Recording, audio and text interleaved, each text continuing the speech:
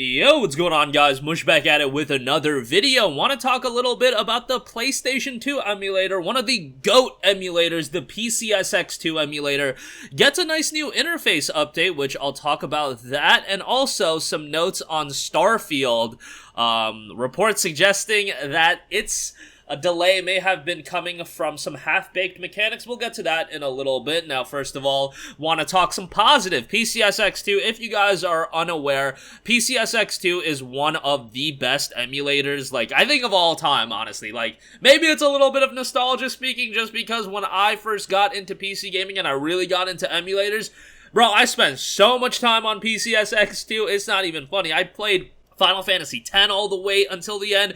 Shadow of the Colossus was one of those games that was really demanding on PCSX2. Dot Hack I played before the remaster came out. Played a lot of stuff on PCSX2. It's just a great emulator. And it got a new interface update. As noted on Twitter, PCSX2 gets its new interface update. Along with it comes auto update per game settings, new controller setting interface, and native support for DualShock 4 and 5. Now, I know a lot of you guys don't use DualShock 4 or 5 on PC. The Xbox controllers are, in my opinion, the way to go. Xbox controller, wireless dongle, chef's kiss as far as that goes. That's what I've been using for the longest time. I don't remember when I got the wireless adapter, but I still think the Xbox controller currently is a top tier controller. Personal preference, obviously. I like the DualSense controller, just not crazy about it. It's a fine controller, and honestly, I have never thought the PlayStation controllers were top tier. But yeah, that's what I personally use. But again, to gush about PCSX2, just a tremendous emulator. Nowadays, a lot of the PS2 games that I would play, again, the Dot Hack trilogy, Final Fantasy X, Final Fantasy 12, a lot of those games have been remastered, which is great to see. A lot of those games haven't.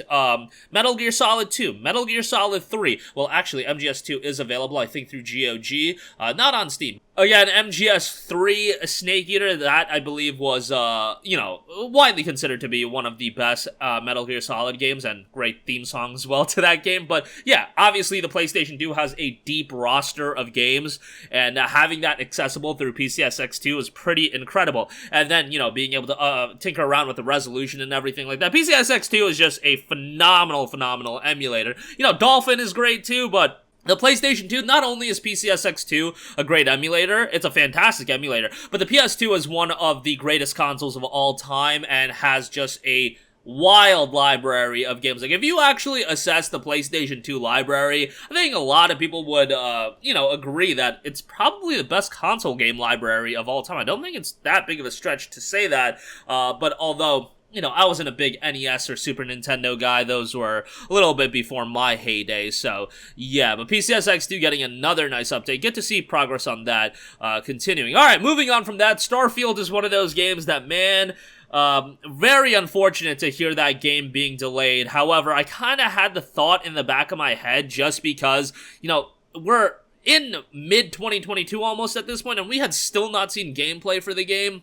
And that was a little bit concerning. However, we knew that the Bethesda E3 conference, the Bethesda Microsoft E3 conference was coming up. And I was like, maybe they're just saving gameplay reveal for there, and then the game will ultimately be out in November. Unfortunately, that is not the case. However, during the latest episode of King's Cast, King Fanman discussed the certain mechanics in Starfield are half-baked and currently not working the way they should be. He mentioned the flying controls of spaceships as an example of buggy mechanics. When he said buggy, he didn't imply that there was something wrong with the game, rather that he intended to say that the mechanics aren't currently smooth and balanced. He also noted March is looking like the likely month of release for Starfield, but that is something that could be in flux and could change all the time. According to him, just as the creation engine was overhauled for prior games, it has also been further overhauled for Starfield, and he doesn't think the game will have any social or multiplayer element like in Fallout 76 and will strictly remain a single-player experience, which I think is totally fine. Starfield being an entirely single-player game, I think, is the ideal route to go. It's just a bummer that Starfield is the major release, I would say, that Microsoft is getting after the Bethesda acquisition, and it is having this troublesome development period. It just goes back to what I've always said, why are people revealing games in 2018 that aren't going to come out until, late 2022 even? Get the game at, a solid state and then reveal the game, and then hopefully you can follow that up with a release shortly thereafter.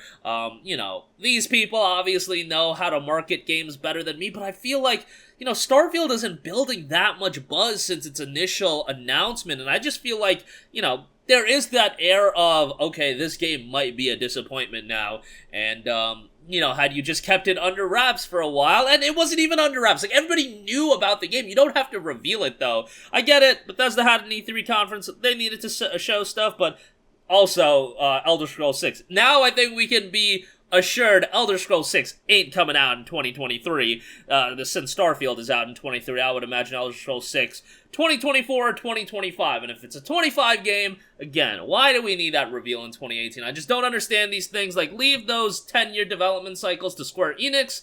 They can, you know, strive with that, and they could do really well with that, but everybody else, I would rather, you know, get some progress done on these games and then reveal them, but that's just my own selfish belief. But that's gonna do it for me. Again, very good news on the PS2 emulator. Nice to see that continuing to make progress in Starfield. Hopefully it will be out in March, and hopefully the game does end up, you know, being a really, really solid game. I'm sure, you know, Microsoft is hoping for that, given that this is, again, their big release after acquiring Bethesda, but end of the day, it's gonna be on Game Pass, and we're not gonna have to spend a ton of money to be able to play it. A lot of you guys probably going to get 3 months for $1 right when it comes out, and then you'll be able to play the game. But nonetheless, again, that's going to do it for me. Let me know all your thoughts in the comments section down below. As always, thanks for watching. I'll catch you guys in the next one. Peace out. Hey, what's going on, guys? Mush here again. Hope you enjoyed the video. As you guys might know, YouTube's notification system is sometimes a little bit wonky, even if you're subscribed to the channel. Maybe you're not abundantly aware that I uploaded a video. To remedy that situation, make sure you hit the bell notification button. This way, whenever I upload a new video, and I try to upload as consistently as possible, you will be notified directly of the upload, and you can watch it as soon as it goes live. I would really appreciate if you guys hit that button so you can stay up to date with all of the content I'm posting. But as always, guys, thanks for watching, and I'll catch you guys in the next one. Peace out.